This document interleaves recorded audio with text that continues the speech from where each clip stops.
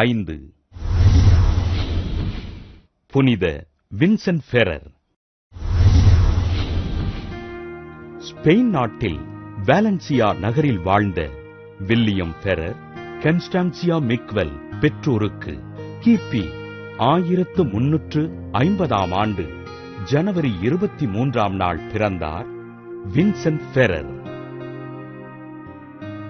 சிறுவயது முதல் இறைபக்தியில் சிறந்திருந்த Vincent Ferrer தன் 14வது வயதில் மெய்யியல் பயின்று கிபி 1367 ஆண்டு சாமிநாத துறவற சபையினில் சேர்ந்து குருவானார்.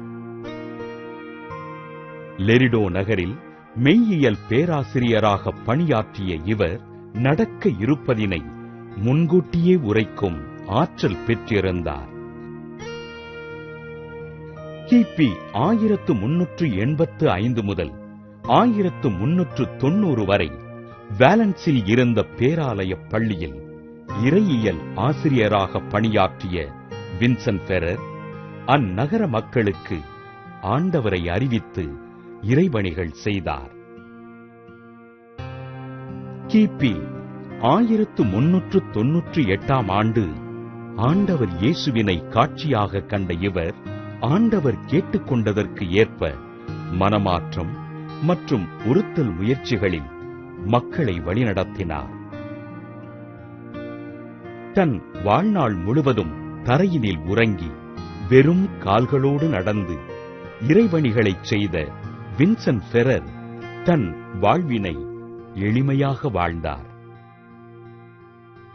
தனது மாணவர்களிடம் படிப்பதற்கு முன்பு ஜெபம் செய்வது அவசியம் என்று அறிவுறுத்திய வின்சென்ட் ஃபெரர் கிபி 1419 ஆண்டு ஏப்ரல் 5 விண்ணகமடைந்தார். இறுதிக்கால தீர்வைக்கு மக்களை தயார் செய்த வின்சென்ட் ஃபெரர் கிபி 1455 ஆண்டு ஜூன் 3 திருத்தந்தை 3 கலிஸ்துசினால் புனிதராக உயர்த்தப்பட்டு கட்டிடப் பணியாளர்களுக்கு பாதுகாவலராக அறிவிக்கப்பட்டார். புனித வின்சென்ட் ஃபெரர் திருவிழாவினை கொண்டாடுகின்ற நாம் மாதம் ஒருமுறையேனும் நல்ல பாவ சங்கீர்த்தனம் செய்து ஆண்டவரின் பிள்ளைகளாக வாழ்வதற்கு உறுதியேற்போம்.